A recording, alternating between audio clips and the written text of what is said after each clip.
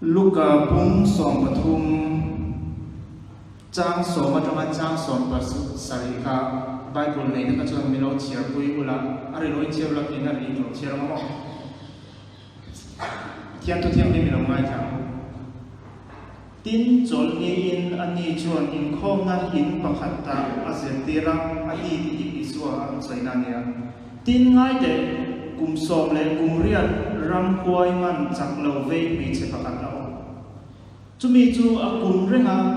ama chuan a ding nil thei tok lova tin isuan a mu ve le a kova a nena mi chia I chak lo na chuan a tha ta che a tia tin a chunga a kut a khata ti chuan thok le khata a nil ta ngala pathian a fakta tin isuan chol ni a mi a ti dam a wangin in khom na in how tu chu a thin pura mi pui chu a bia a an nena mishing na tho na tu ni ru a omma lo chumi chungin local la in tidam ro chol ni a local lovin atia lalpai ro chuan a nena nang ni ve ve te u chol ni in ma ni sebong emo saben tung emo a cho eina a da phelin tuin turin in shuai chuak theu thin ni lovem ni he mi chia hi Abraham fanu anisia ka kan chia no le lo he mi chia hi Abraham fanu anisia ngai te u setanan kum som le kum riat aman reng hi chol ni a ko he mi puar hi han phel sak lo zia emni atia changa chung thu te chu a soi lai mel ma te zong chu an zakta mi pui ero chu a thil ro pui ti zong wangin an lom ve ka lal pan tu chia te mar so ro se ole hem than thui a zel chiang pui chang ma do voi la yan ma se hemi kan a than thua kan lu mai a thil world view cultural world view pathum hi han zel chiang pui lok zeu ka duwa hemi ni mi zo trong kon ka le thiam che lo wa sap trong karon mang zeu ngam mi lo sha thiam tu ren kan nen chewa pakhat na chu world view cultural world views pakhat pathum tal hi oman thiam mi thiam te chuan pakhat na chu innocent guilt culture tia eng mo ka di ha innocent guilt mo chuan a pati na chu honor shame culture tia and a pathum na chu fear power culture tia chu karon soi fiama innocent guilt culture kan ni chon western culture ha wan so kan soi na India honor shame kan ni chon Kenya Asian te Mizo de le Africa ram chen khat le Latin America ko ni thawa fear power culture kan ti chu Africa rama thingul lungbul bia te Kenya ko Mizo ko thungpa kan ni chin mo tiang kha kan ni ta hemi te pathum yan world view le anglo ngai lut zong in anglo tak tak kan ne ya chumi an chen sanga chu ai ta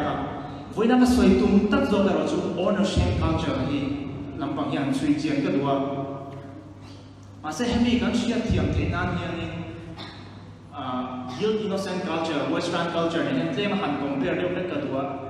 guilt innocent culture western culture chon ani an ngai lut zong te na le kan ngai lut zong te na hin amwa an ngai lut zong an values mo ka ka adang ni ani chuan individualism te individual rights te le justice yang an ngai ro pu ene ma honor te chu an ngai pu lo wen ding na lo ma se an scale a khan wen ma om bi kan ni mo chuan in eng lo te po dam te po mo laws an ngai pu mo ene ma traffic rules yang re te po ngai pu mo ke ni chuan kan ngai pu mo ene o shan pa le lo te ro kan theng ti po chuan ka pu mo ni be ro ya englo pathian tu zir chuan kan shia ma entina pakhat kan soyanga Bible software ya poi mo ya logos te kan ne ya tro Bible works te accordance te ma se tiang hi ama na tau box ya mo ke ni Asian ram mi hi chuan mi re thei de ram re thei de la patanga local hi chuan kan lei zo be mo chumi ani awang chuan a hack version ni kan pang ta me thina tro pirated version ni ka dan pha ni ya lo ka dia heng kan pani kan professor dia an ho thei em ya an nghe nang ni pastor ni lo ni ani ta chon sual lian tak an ngai mo te ni achan chu an value za han dan zong ka apoi mo ya dan ngom ka ke ni ta chon alo poi mo chan ba lo ke ni chu sabat ni an ka pastor accordance ka nei bible work nei sin ko lo thun sang sei bible i computer a ti pastor ba te chere te ma song chero se da an be to ba tiang ka western ho da ka chon ni thil sual lian tak ania an ngai thiam the lo ke ni chuan khatia mi computer a thun sak kha chuan in nge thil thabi tu mo a thlonin mi tan ma so na ni a han te ngai ia khamia kan sual em ma pon ren kan fel lu sin na bang kan ia ke ni honor shame culture kan ti ho wi chuan tiang dan song a poi mo lo kan ti na ne lo ni kan value a hanin wa ya o ni mo a chung bera om te chu honor ka tia honor ri ti nge o ko liang za om na choi moi na tiang te ko na ti thea ke kha kan ngai chung nung bera ani lo pon chung kwa mo a huwa om khom bi chuan in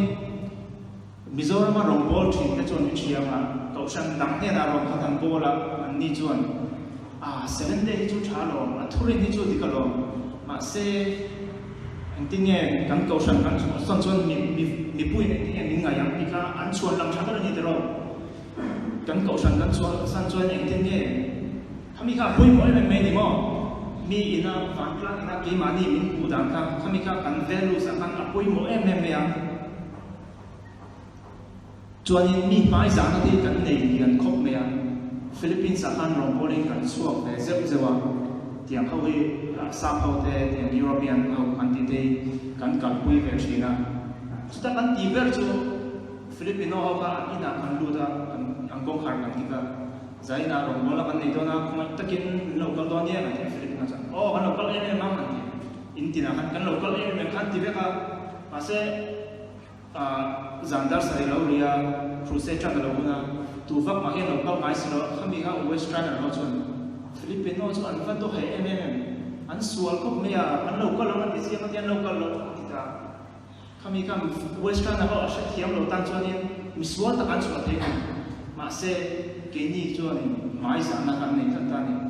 min lo som ta kan local the lo ang ti to ka chu nge kan in thashu ma mo ke ma ni so na ha cha tiam ha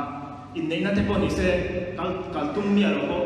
in nei na lo me kan local lo ni an ti liam le ko da ase tiang kha an le lam zong yan thiam la ke ni Asian of yan western culture nge an ram te ba kal te la mo tiang kha kan rong bol na te ba song lai la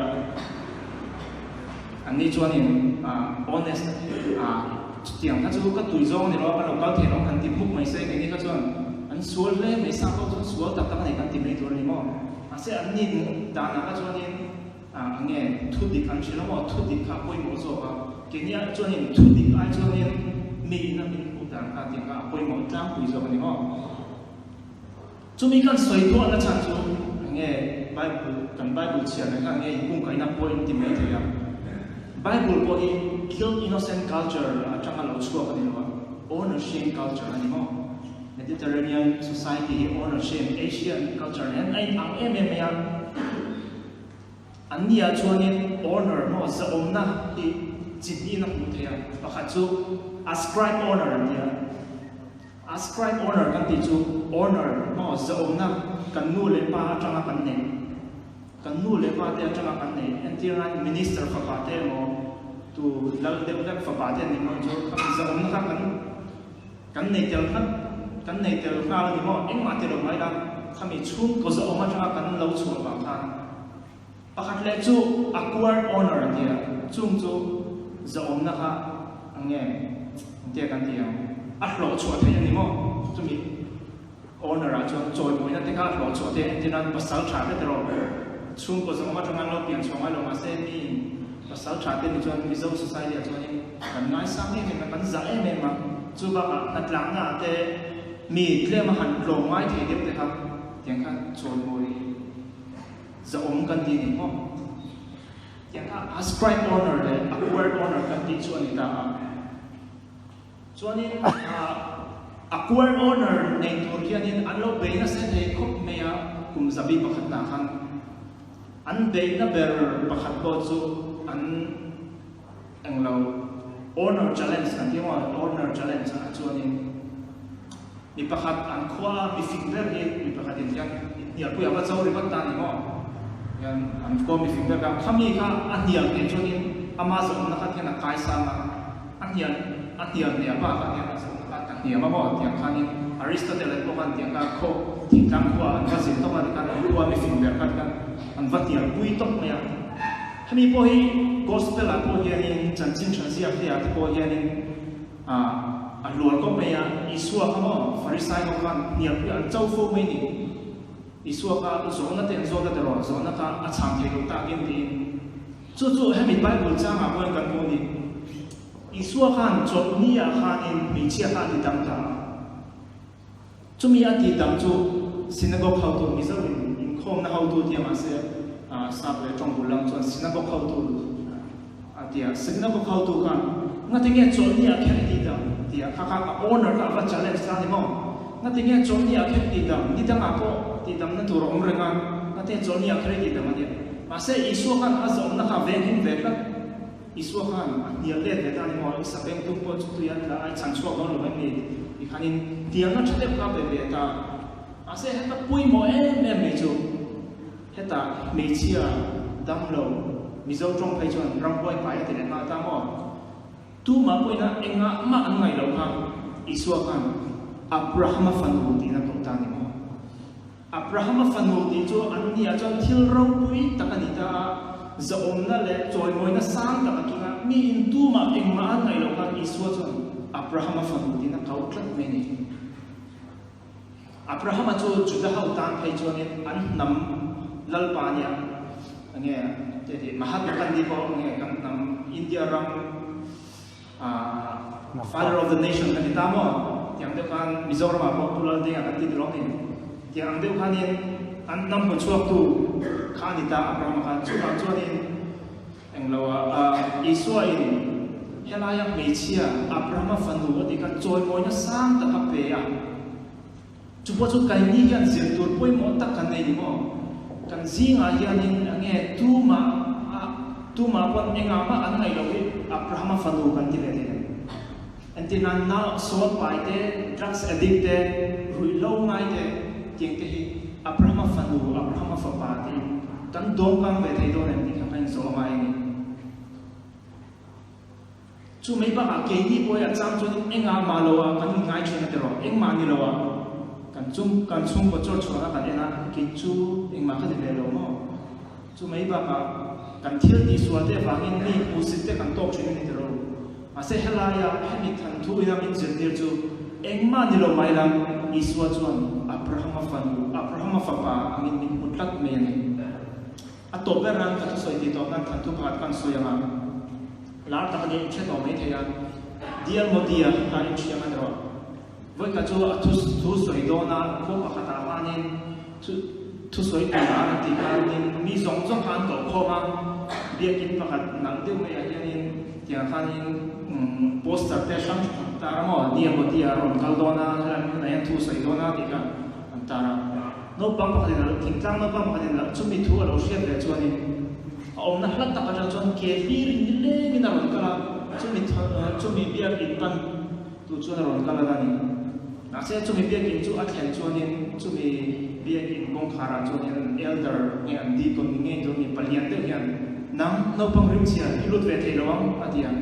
alo bo ta ni chu no pang so alung ma em ma lo trap zoi ya